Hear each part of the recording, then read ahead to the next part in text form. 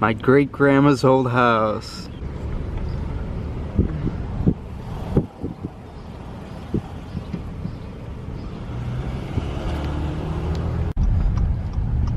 So we came to my great-grandparents' gravesite right over here in Belleville, Illinois. And people say I look like my great-grandpa.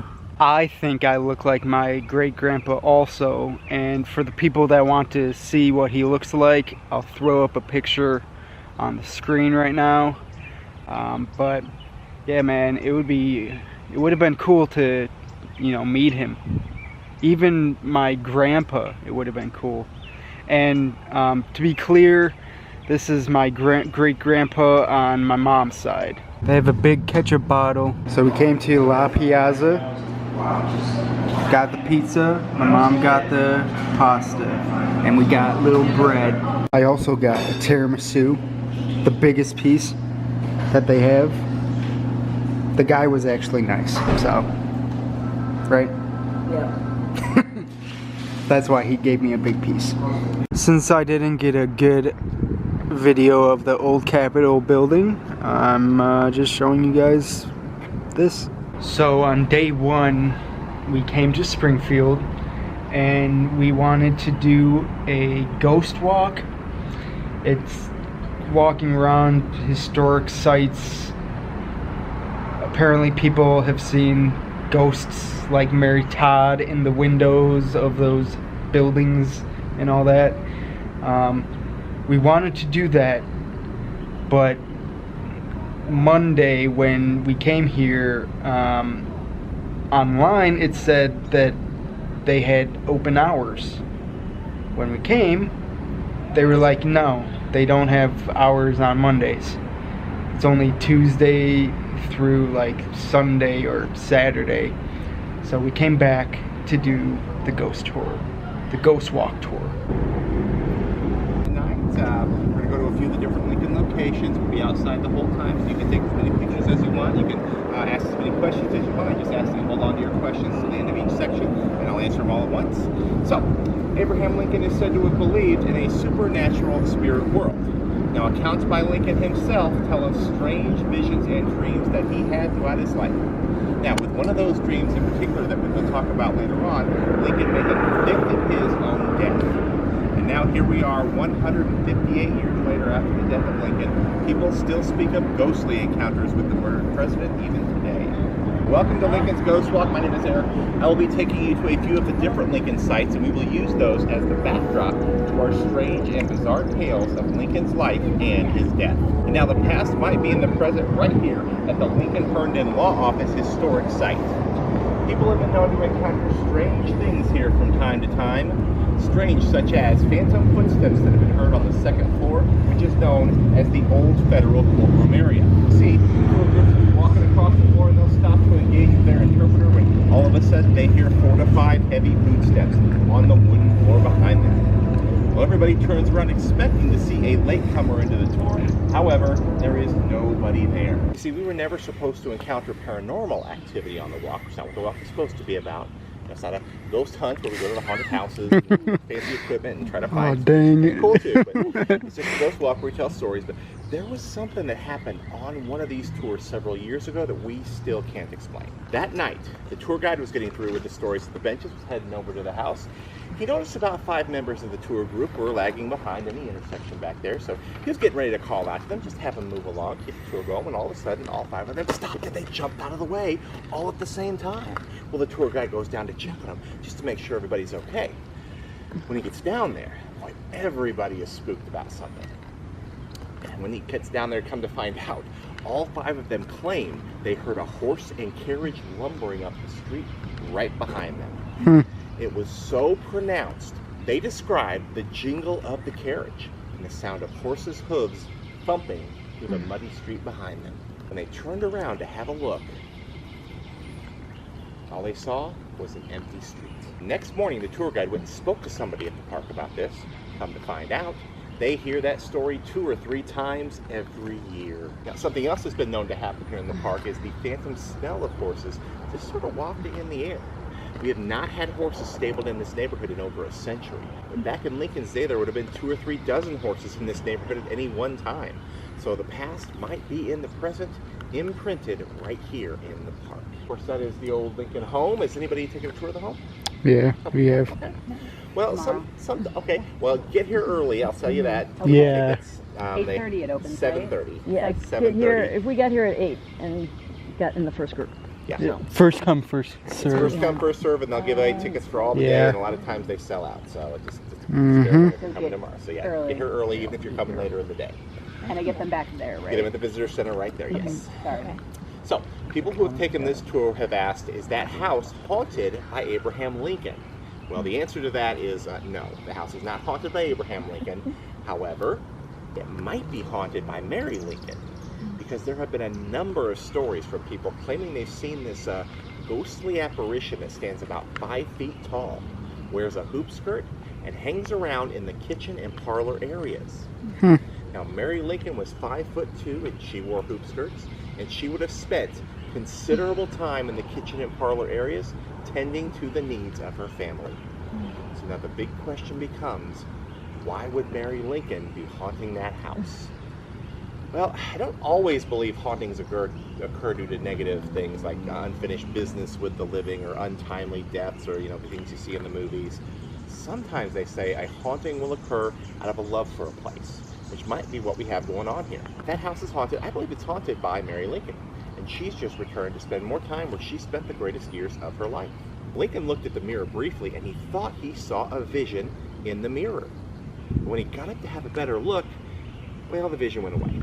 So he probably just thought at that point his mind was playing tricks on him. It's been an excitable day, he's just really tired. So he sits back down on the couch, but then he looks at the mirror a second time, and the vision returns. This time it is much more clear what he's looking at. Lincoln claimed he was seeing the silhouette of 2 faces in the mirror. They were both his face, and they were opposing each other nose to nose. What was bizarre about these faces is that one of them did have a clear, healthy skin tone. It looked just like him. But the other one, it had this pale ash gray color to it. Of course, over the years, a number of people have claimed they've had some kind of encounter with Lincoln in the White House after his death. Presidents FDR and Eisenhower used to spend considerable time in the Lincoln bedroom during their presidencies. Now, this was the cabinet room during the Civil War, so Lincoln spent a lot of time there. Now, these presidents, they would spend time there because they said that they could feel Lincoln's powerful presence still in the room. And it was such a positive presence, it was helping them to overcome any obstacles they were having during their time as president. But it wasn't just the White House families having these encounters either. In the 1940s, Queen Wilhelmina from Holland was spending the night at the White House when in the middle of the night, she was awakened by this rapping sound on her wall. It was kind of a tapping and a knocking, and it got a little bit louder, and it made its way over to the door, and eventually it sounded like somebody was knocking on the door. So she gets out of bed, walks over to the door, and when she answers it, she was met by the ghost of Lincoln, who just disappeared right in front of the Queen's eyes. And there are the stories of Winston Churchill, the famous Prime Minister of Britain during World War II. He claimed to have had 2 encounters with Lincoln's ghost on separate visits to the White House. Now, the first encounter with Churchill, he's sitting on the Lincoln bed, which is actually the bed Willie died in, and he's putting on his boots, and he's getting ready to go down for a state dinner. And he said he looked up, and he saw the ghost of Lincoln just slide across the floor in front of his eyes. It was the second encounter with Churchill, and I'm going to preface this story by telling you that Winston Churchill, he had a little routine at the end of his nights. He liked to wind his evenings down with a glass of brandy and a cigar and a hot bath. Now that you got that visual in your head, comes another one. Got yourself a naked Winston Churchill holding a glass of brandy and a cigar, and he wanders into the adjoining bedroom only to be met by the ghost of Lincoln, who was standing up against the fireplace mantel looking at him. Well, Churchill, he was kind of a quick-witted guy, sort of like Lincoln, and he said, "Good evening, Mr. President. You seem to have me at a disadvantage, sir." He said Lincoln just smiled and disappeared into the night. Railroad Depot. It's more commonly known as the Lincoln Depot. This is the actual depot Lincoln departed Springfield from on February 11th of 1861 to claim the presidency of the United States. And as the train pulled away from the depot on that cold and rainy February morning, give this a little bit of thought. As his friends and the citizens of Springfield are fading into the distance from the back of that rail car, this would be Lincoln's final view of Springfield for the rest of his life.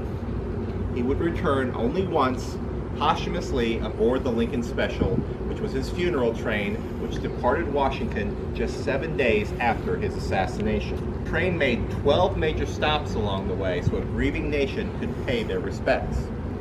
The train stopped in cities such as Baltimore, Harrisburg, Philadelphia, Albany, New York City, Buffalo, Cleveland, Columbus, Indianapolis, Michigan City, Chicago, and before arriving here in Springfield. You know, at the New York and Chicago funerals, more than 500,000 people witnessed Lincoln's funerals, and they passed by his coffin in just a 24-hour period.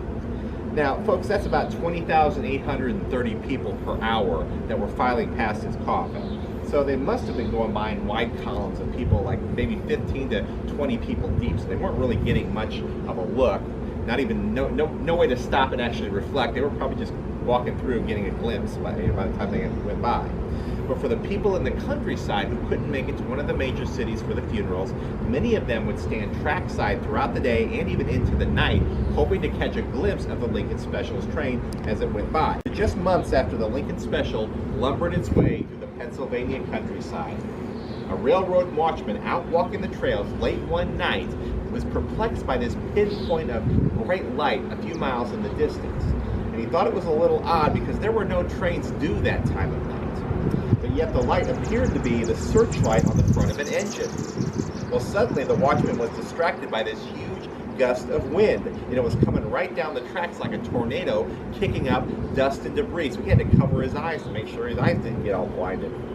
Now, in the moment the searchlight was coming right on him, he had to step away from the tracks because he sensed something unusual was about to happen. Now, suddenly, a steam locomotive was barreling down the tracks upon him, and it was thunderous and loud. Fire and embers billowed down through the smokestack while pressurized steam escaped the tanks. But as the locomotive thundered by, time suddenly slowed to a near stop, and sounds of the train went silent. And then he could see the funeral car. By the light of the moon, the watchman saw it. Inside was the coffin of Abraham Lincoln. And he was surrounded by a detachment of Union soldiers. They were in guard of the president's remains. Now, he was standing in bewilderment, didn't really know what to do, so all he did was take off his hat and bow out of respect. But when he looked up a brief moment later, it was all over. The train had disappeared into the night, the tracks fell silent, and the sounds of the night returned as if nothing had ever happened. Now, the watchman knew what he had seen and encountered, but would anyone believe him? Stories of these ghostly funeral trains have perpetuated ever since. Now, absent of train sightings, stories of these tornado-like dust storms blazing down the tracks on the anniversary of the Lincoln Special are still happening. Now, in Chicago, there's a section of tracks where the funeral train once made its passage through, and today, ghost hunters will stand patiently along that section of tracks, waiting for the ghost wind that's supposed to blaze down the lonely tracks just after midnight on its historic annual journey through Chicago.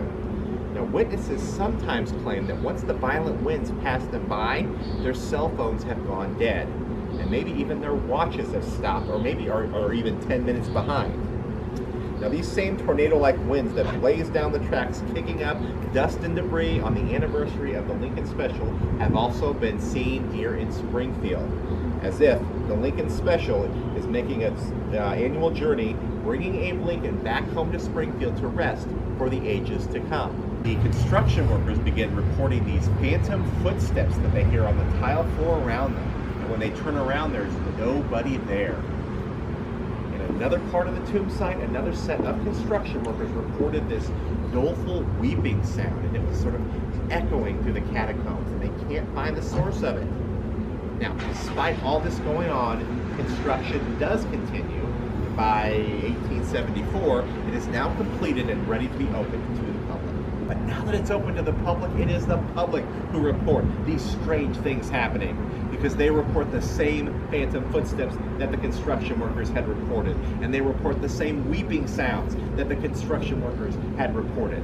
But now, the public is reporting sights of Lincoln's ghostly specter, again patrolling the tombsite area, fostering that belief that Lincoln still has not found his final resting place. Well, Robert wants his father buried in a grave 10 feet deep, as opposed to the traditional 6 feet. But then he wants a steel cage put around the coffin, sort of like a modern day steel rebar. Then once he's placed in there, he wants 10 tons of concrete poured over the coffin. Well, given the permanency of that particular plan, what do you think is going to happen first? They better check him one more time. Yeah, they got to make sure he's in there before they put him down there. Yep, same 7 friends of Lincoln are back for the 5th time, and if you're doing the math on this, they're getting pretty old at this point, so they have their sons involved this time. They have passed the family business down to them. I believe there was between 20 and 25 people at this final viewing, including Robert Lincoln, who was there. I think the youngest person who was there was a kid that was like 14 years old. So it's a big crowd of them. They get the coffin, they take it over to this dimly lit burial chamber, they place him on a couple of soul horses, and how they described the encounter, they said the first thing that they were met with when they opened him up was the sweet stench of a rotting corpse. They said it just wafted right out at them. And everybody who looked inside had the same reaction. They couldn't believe how well preserved Lincoln was in 1901. He was still perfectly recognizable. Now, they did note some deterioration. They said his skin had darkened, his eyebrows had fallen off, and they also noted that the headrest of the coffin had broken, which makes sense since he'd been moved around about 1,000 times. So his head was hyperextended back, and the first thing that they saw when they looked in was the tuft of his beard sticking out. But now Lincoln is about to find his final resting place because the government decides to do everything Robert asks. They dig a grave 10 feet deep. They put the cage around him, and once they lower him in, they pour 10 tons of concrete over the coffin, encasing him in a crypt of concrete for the ages, for all ages to come.